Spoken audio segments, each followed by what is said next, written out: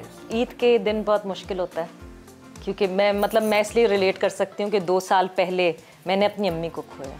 आपके तो अब 4 साल, मगर अम्मी की कमी ऐसी होती है जो शायद कभी नहीं पूरी हो सकती। देखिए, आई थिंक मुझसे जब भी मैं बात करता हूँ इस पे मुझसे बात होती नहीं है, क्योंकि बहुत ज़्यादा ओब्वियसली हर इंसान होता है और मैं स्टिल बात करता हूँ अपने अम्मी से, क्योंकि जब आप बहुत ज़्यादा मिस करते हो, मैं समझता हूँ कि दुनिया में वाहिद ऐसा इंसान है जिसके साथ मैं अपने दिल के बातें करता था, अच्छा बुरा, कुछ भी आपको तकलीफ़ हो, क्योंकि हमारी लाइफ भी अब ऐसी है कि क्रिकेट में आपके पास आपको अच्छा बुरा वक्त आता है, आपके ऊपर कोई भी हालात आते, तो एक अम्मी ऐसे इस दुनिया में अल्लाह ने पैदा की है कि उसके पास आप जाते हो, आपकी दुनिया के सारे गम दूर हो जाते हैं, आप अपने दिल की बात करते हो, आप जो है ना बिल्कुल खुले दिल से आप कुछ भी सोचते नहीं हो कि मेरी अम्मी है, आप 100% ट्रस्ट कर सकते हो, हर चीज़ कर सकते हो। तो मेरे ख़्याल से ओब्वियसली मिस तो मैं ये कहूँगा कि मैं जब भी गाँव जाता हूँ, क्योंकि मुझसे जाया नहीं जाता वहाँ पे, जब मैं वो पुरानी चीज़ें देखता हूँ और जब वहाँ पे जाके वो दरवाज़े देखता हूँ जिन दरवाज़ों से वो बाहर आती थी और जहाँ पे ईद के बाद मुझे गले मिलती थी, वो सारी चीज़ें मतलब उस डर के वजह से मैं वहाँ जा नहीं सकती, क्योंकि मुझे वहाँ पे बहुत ज़्यादा इमोशनल हो जाता है और मेंटली जो है ना मैं बहुत स्ट्रगल करता हूँ वहाँ पे। तो ये भी एक होता है। और ऑब्वियसली फिर ऐसे मौक़ों पे जिन मौक़ों पे आपके बिल्कुल आंखों के सामने आती है, लेकिन स्टिल मेरी ये आदत है कि मैं उनसे बात करता हूँ, लाइक बस अपना एक इमेजिन करके मैं उनसे बात अपने दिल के कर लेता हूँ।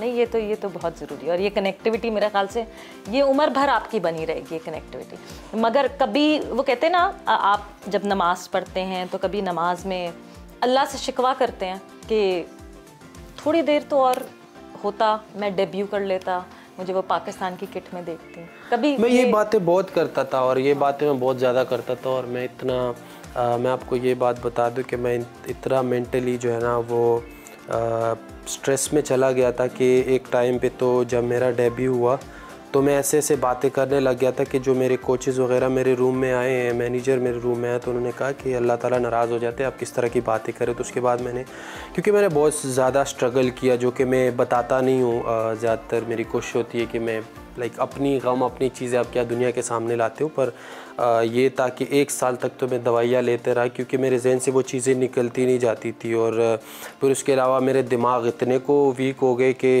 अपनी घड़ी हाथ में पहनी में ढूंढ रहा होता था कि किधर है। और मैं अक्सर मेरे टीममेट्स को भी याद होगा अभी तक कि मैं कोई चीज़, उनको ये पता भाई नसीम है कोई ना कोई चीज़ भूल जाएगा, लेकिन मैं ऐसा था नहीं उससे पहले, डेब्यू से पहले, क्योंकि ये था कि चीज़ें याद रहती थी दिमाग की। दवाइयाँ मैंने इतनी चीज़ें इस्तेमाल की कि किसी तरह बस जो है ना मैं रिलैक्स रहा। और उसी में आपको दुनिया ने देखना ये होता है कि आप पाकिस्तान के लिए अकेले आपने परफॉर्मेंस करनी है, बिहाइंड द सीन किसी ने थोड़ी एक दिन का था भूल गए। अब मेरे दिल से तो नहीं निकलता, मेरे दिमाग से तो वो चीज़ें नहीं निकलता, तो उसके बावजूद मेरे लाइफ में इंजरीज़ आते रहे, क्योंकि जब आप मेंटली स्ट्रेस में होते हो, बॉडी आपकी उस तरह काम नहीं कर रही होती, तो ऑब्वियसली आप चीज़ें बहुत ज़्यादा मुश्किल हो जाती है। नहीं, हम ईद के दिन कोई इमोशनल बातें नहीं करेंगे, कोई जज्बाती बातें नहीं करेंगे, खुशी खुशी की अच्छी सी बातें करेंगे, अच्छे लफ्ज़ों में आपकी अम्मी को भी याद करेंगे, आपके पेरेंट आपके फादर से भी मिलेंगे, आपके भाई से भी मिलेंगे।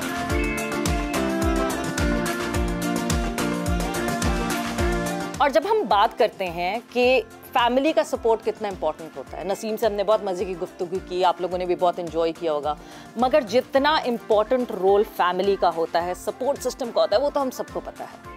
नसीम की ज़िंदगी में, नसीम के करियर में उसकी फैमिली का कितना सपोर्ट सिस्टम स्ट्रॉन्ग था, फैमिली का कितना सपोर्ट था, वो आज हम जानेंगे, क्योंकि हमारे साथ इस वक्त मौजूद हैं नसीम शाह के वालिद साहब और नसीम शाह के भाई सलीम भाई, है ना। सो अस्सलाम वालेकुम, कैसे हैं आप? वालेकुम सलाम, अल्हम्दुलिल्लाह खैरियत है। ईद मुबारक आपको सबसे। खैर मुबारक। मैंने बहुत इंटरव्यूज़ में सुना कि आपको तो पता ही नहीं था कि नसीम ने कब क्रिकेट खेलना शुरू की और कब से जो है वो छुप छुप के जाने लगे क्रिकेट खेलने। कितनी मार पड़ी है नसीम को छुप के जाने पे और क्रिकेट खेलने पे। बैठो। असल में हमारा इलाका जो है दिल वो पसमानदा इलाका है, उसमें खेलों की कोई ग्राउंड वगैरह नहीं है, तो मेरा ये ख्याल था कि मेरे बेटे तालीम हासिल करे और तालीम की फोकस रखे, क्योंकि क्रिकेट का हमें कोई पहचान भी नहीं था कि क्रिकेट क्या है। मगर मैं इसको बता रहा हूँ कि अंग्रेज़ों का अकेले ही नहीं करो यही बता रहा था। इतना भी पता मुझे नहीं था।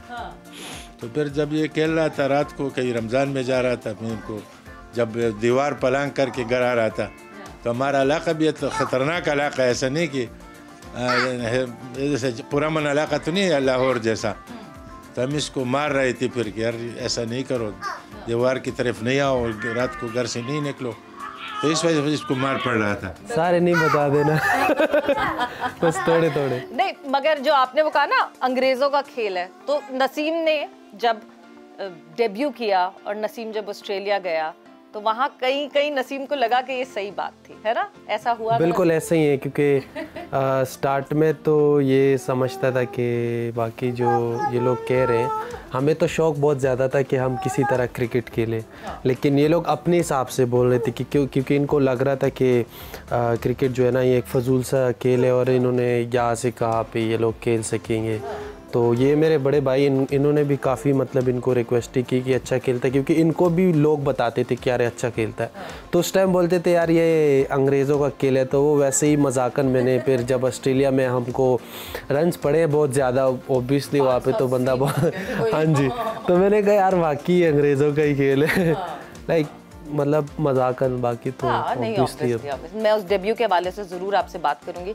बट सलीम भाई, आपका कितना सपोर्ट था नसीम के इस करियर को आगे बढ़ाने में? सबसे पहले तो आपने कब आपको लगा कि हाँ जी ये जो है ना ये खेल सकता है? ये गली मोहल्ले में तो देखें हर बच्चा हमारे यहाँ शायद सबसे पहले बैट पकड़ता है और निकल जाता है बाहर खेलने के लिए, बट आपको कब लगा कि ये प्रोफेशनली खेल सकता है? जी ये बिल्कुल छोटा था, वहाँ पे गाँव में मतलब खेलता था बाकी बच्चों के साथ। तो वहाँ पे जितने भी लोग थे इनके साथ जो खेलते थे, इनके जो एज वाले थे वो कह रहे थे कि मतलब इसको, ये लड़का इसमें बहुत टैलेंट है, आप इसको आगे लेके जाओगे तो ये बहुत आगे जाएगा। तो उसके बाद अंडर 16 के ट्रायल हो रही थी वहाँ स्वात में जी, तो ये मैं उधर लेके गया अंडर 16 ट्रायल के लिए।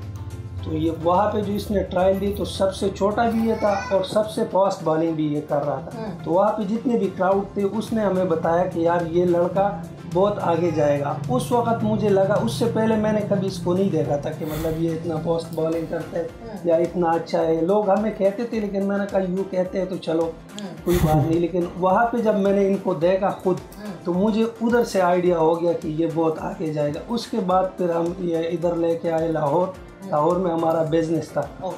तो वो बिज़नेस हमें इसको इधर लेके आए लाहौर, और उसके बाद अब्दुल कादिर एकेडमी में सलमान कादिर के साथ हम मिले। तो सलमान भाई ने हमें बहुत सपोर्ट किया और सलमान भाई ने भी हमें ये कहा कि ये लड़का मेरे साथ होगा, लेकिन आप हमारे साथ ये कर लेंगे कि ये इधर से नहीं जाएगा। अच्छा, मतलब यह होगा। हाँ। तो हमें लगा कि यार इसके अंदर टैलेंट है। हाँ।